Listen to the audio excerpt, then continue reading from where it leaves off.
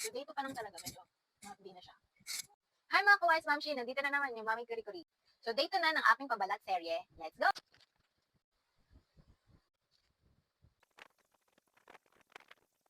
Alam niyo guys, ang ganda nito kasi kahit yung mga warts niyo matatanggal talaga siya. Kasi sabayan niyo pa siya nung rejuvenating cream. Ang dami kasi tumubong warts sa akin nung pregnancy time ko. So, gamitin ko muna tong sachet ko kasi meron pa naman ako nakabukas. Ano sachet ni Mami? Aircon?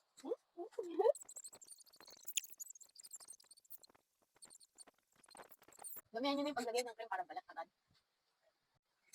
So, napansin nyo guys, dito nilalagay yung mata ko. Meron akong nakikita na iba na nagre-review. Nilalagyan nila yung around the eyes. Alam nyo ba, masyadong manipis yung surroundings ng eyes natin. Hindi dapat yung inaano ng mga rejuvenating. Kasi magsasag yung balat nyo dyan. Dito ang laki ng whites ko. So, gumamit muna ako ng filter kasi ang pangat ng background ko pag walang filter. So, ayan yung kulay ko walang filter, di ba? So, balik ko muna yung filter, okay? Para mas maganda tingnan. So, sa morning, after nyo na rejuvenating toner, ito lang yung ipapalit nyo dun sa rejuvenating cream. So, ayun lang. So, pag nagustuhan nyo mga mamshi, dyan lang yung link sa yellow basket. Check out.